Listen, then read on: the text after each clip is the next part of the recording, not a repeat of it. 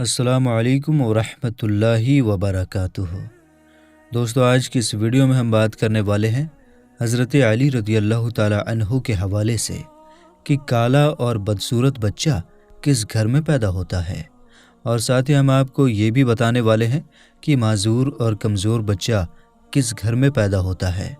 اس لیے آج کی یہ ویڈیو آپ سبھی کے لیے بہت ہی زیادہ خاص ہے، آپ اس کو آخر تک ضرور دیکھیے گا اور مہربانی کر کے شیئر بھی کر دیں تاکہ اور بھی لوگوں تک یہ ویڈیو پہنچ جائے۔ تو چلیے دوستو، ویڈیو شروع کرتے ہیں۔ دوستو، ایک مرتبہ ایک شخص اپنی بیوی کو ساتھ لے کر حضرت عمر رضی اللہ تعالی عنہ کی بارگاہ میں حاضر ہوا اور عرض کرنے لگا، یا امیر المومنین، میں سرخ رنگ کا ہوں اور یہ میری بیوی بھی سرخ رنگ کی ہے، لیکن میرے یہاں پر بچہ کالے رنگ کا اور بدصورت پیدا ہوا ہے۔ یا امیر المومنین، یہ میرا بچہ نہیں ہو سکتا، یہ کسی اور کا بچہ ہے۔ مجھے لگتا ہے کہ میری اس بیوی نے امانت میں خیانت کی ہے۔ تو یہ سن کر اس کی بیوی زارو قطار رونے لگی اور روتے روتے کہنے لگی، یا امیر المومنین، میں نے کبھی بھی خیانت نہیں کی ہے، یہ بچہ میرے اسی شوہر کا ہے، میں نے اس کے ساتھ ہمیشہ وفاداری کی ہے۔ مگر دوسری طرف شوہر اپنی بیوی سے بہت زیادہ خفا تھا، اس کے دل میں بیوی کے لیے نفرت آ چکی تھی۔ اس لیے یہ سن کر وہ شخص کہنے لگا، یا امیر المومنین، میری یہ بیوی جھوٹ بول رہی ہے، یہ بچہ میرا نہیں ہو سکتا ہے۔ یہ سن کر حضرت عمر رضی اللہ تعالی عنہ سوچ میں پڑ گئے اور سوچنے لگے کہ اب اس معاملے کا کس طرح سے حل کیا جائے۔ اس کے بعد حضرت عمر اس شخص اور اس کی بیوی کو ساتھ لے کر حضرت علی رضی اللہ تعالی عنہ کی خدمت میں حاضر ہوئے تاکہ اس معاملے کا کوئی حل نکالا جا سکے۔ حضرت علی رضی اللہ تعالی عنہ نے میاں بیوی کی باتوں کو سن کر پھر اس شخص سے فرمایا، اے شخص، پہلے تم مجھ سے ایک وعدہ کرو کہ تم سے یہاں پر جو بھی بات پوچھی جائے گی تم اس کا سچ سچ جواب دو گے۔ تو یہ سن کر اس شخص نے وعدہ کیا اور کہنے لگا، یا حضرت علی، آپ مجھ سے جو بھی سوال کریں گے میں اس کا سچ جواب دوں گا اور جھوٹی بات اپنی زبان پر بھی نہیں لاؤں گا۔ یہ سن کر حضرت علی رضی اللہ تعالی عنہ نے فرمایا، اے شخص، سچ سچ بتاؤ، کیا تم نے اپنی بیوی کے ساتھ حالت حیض میں مباشرت کی تھی؟ یعنی کیا تم نے اپنی بیوی کے ساتھ حیض کی حالت میں ہم بستری کی تھی؟ یہ سن کر وہ شخص تھوڑی دیر تو خاموش رہا، پھر کہنے لگا، ہاں یا حضرت علی، میں نے اپنی بیوی کے ساتھ اس حالت میں مباشرت کی تھی جب وہ حالت حیض میں تھی۔ تو اتنا سنتے ہی حضرت علی رضی اللہ تعالی عنہ فرمانے لگے، اے شخص، اب تو اس سے انکار نہ کر، جب تم نے حالت حیض میں اپنی بیوی کے ساتھ میں ہم بستری کی تھی تو اس وقت تمہارا نطفہ تمہاری بیوی کے سیاہ خون کے ساتھ مل گیا تھا، یعنی کہ گندے خون کے ساتھ مل گیا تھا، جس کی وجہ سے پھر تمہارا یہ بچہ سیاہ رنگ کا یعنی کالے رنگ کا پیدا ہوا۔ یعنی کہ حیض کی حالت میں بیوی کے ساتھ ہم بستری کرنے کی وجہ سے تمہارا یہ بچہ کالے رنگ کا اور بدصورت پیدا ہوا ہے، لہٰذا اب تو اس سے انکار نہ کر، یہ بچہ تمہارا ہی ہے، تو اسے قبول کر لے اور اپنی اس بیوی پر جھوٹی تہمت مت لگا۔ اے شخص، یاد رکھ، حیض کی حالت میں بیوی کے ساتھ صحبت کرنا حرام اور سخت گناہ کا کام ہے، اور جو کوئی اس بات کو جانتے ہوئے بھی حیض کی حالت میں اپنی بیوی کے ساتھ ہم بستری کرتا ہے تو اللہ پاک ایسے شخص کو پسند نہیں فرماتا اور ایسے شخص کو بہت ہی جلد تباہ اور برباد کر دیتا ہے۔ حدیث پاک میں آیا ہے کہ حیض کے دنوں میں اپنی عورتوں سے دور رہو اور ان سے نزدیکیاں نہ کرو جب تک کہ وہ پاک اور صاف نہ ہو جائیں، پھر جب وہ پاک اور صاف ہو جائے تو پھر تم اس کے پاس جاؤ۔ اس کی تفسیر میں اللہ کے پیارے نبی صلی اللہ تعالی علیہ وسلم نے ارشاد فرمایا کہ حیض کے دنوں میں تم اپنی بیویوں کے ساتھ صحبت نہ کرو، باقی کے معاملاتوں کو یعنی کہ ان دنوں میں تم اپنی بیویوں سے نفرت بھی نہ کرو۔ اس لیے دوستو یاد رکھیں، حیض یعنی پیریڈز کی حالت میں بیوی کے ساتھ ہم بستری کرنا حرام ہے، چاہے شادی کی پہلی رات ہی کیوں نہ ہو۔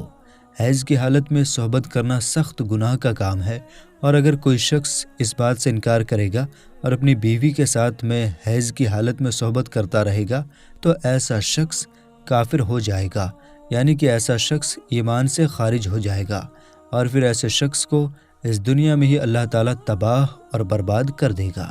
اس لیے آپ اس گندے اور بیہودہ کام سے اپنے آپ کو ضرور بچائیں۔ آپ کبھی بھی حیض کی حالت میں اپنی بیوی کے ساتھ صحبت نہ کریں، ورنہ آپ بھی تباہ اور برباد ہو جائیں گے۔ अब दोستوں آپ کو بتاتے ہیں معذور بچے یعنی کہ کمزور بچے کس گھر میں پیدا ہوتے ہیں۔ ایک مرتبہ مدینہ شہر میں ایک جوان لڑکی کی شادی ایک بوڑھے مرد کے ساتھ ہو گئی اور اس کے بعد ان دونوں میاں بیوی کا ایک دوسرے کے قریب آنا ہوا، یعنی کہ شادی کی پہلی رات ان دونوں میاں بیوی کا ملاپ ہوا، لیکن اتفاق سے اسی رات اس بوڑھے آدمی کا انتقال ہو گیا۔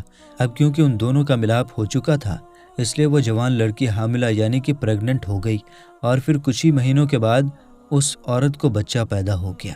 جب اس کو بچہ پیدا ہو گیا تو اب یہ سوال اٹھنے لگ گیا کہ وہ بوڑھا شخص تو شادی کی پہلی رات ہی انتقال کر گیا تھا، پھر آخر اس کو یہ بچہ کیسے پیدا ہوا؟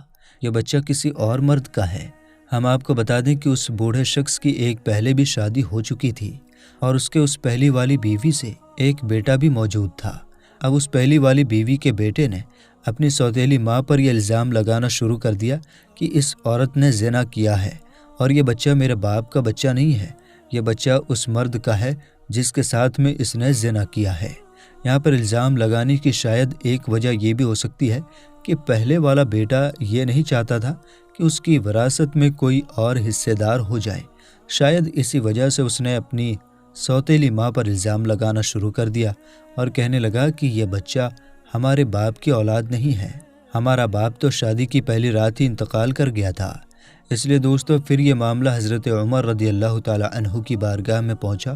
حضرت عمر رضی اللہ تعالی عنہ کی بارگاہ میں وہ پہلے والا بیٹا عرض کرنے لگا، یا امیر المومنین، میرا باپ تو شادی کے وقت ہی انتقال کر گیا، اس لیے یہ بچہ میرے باپ کا نہیں ہو سکتا، یہ بچہ تو زنا کے نتیجے میں پیدا ہوا ہے، اس لیے میں اس بچے کو اپنا بھائی تسلیم نہیں کرتا ہوں۔ دوستو وہ پہلے والا بیٹا اپنے ساتھ کچھ گواہوں کو بھی ساتھ لے کر گیا تھا، وہ سب بھی یہی کہہ رہے تھے کہ ہاں اس کا باپ تو شادی کے وقت ہی انتقال کر گیا تھا، اس لیے یہ بچہ اس کا بھائی نہیں ہو سکتا۔ یہ سب سن کر حضرت عمر کو بھی لگنے لگا کہ سچ میں یہ عورت ہی قصوروار ہے، کیونکہ سب لوگ اس کے خلاف گواہی دے رہے ہیں۔ اس لیے پھر سب کی باتوں کو سننے کے بعد حضرت عمر اس کا فیصلہ سنانے ہی والے تھے کہ اتنے میں آپ کے دربار میں حضرت علی تشریف لے آئے۔ آپ رضی اللہ تعالی عنہ نے جب یہ سارا ماجرا دیکھا، پورا معاملہ سنا، تو پھر آپ نے اس پہلے والے بیٹے سے سوال کیا، اے شخص، کتنے عرصے تک یہ دونوں ساتھ میں رہے؟ اور آپ جس بچے پر الزام لگا رہے ہو کہ وہ زنا سے پیدا ہوا ہے، وہ بچہ اس وقت کہاں پر ہے؟ کیا آپ مجھے وہ بچہ دکھا سکتے ہیں؟ تو یہ سن کر اس پہلے والے بیٹے نے کہا، ہاں یا علی، میں آپ کو دکھا تو سکتا ہوں مگر اس وقت وہ ہمارے ساتھ موجود نہیں ہے۔ تو یہ سن کر حضرت علی رضی اللہ تعالی عنہ نے فرمایا کہ اچھا تو ٹھیک ہے، تم کل اس بچے کو لے کر آنا، کل اس مقدمے کا فیصلہ سنایا جائے گا۔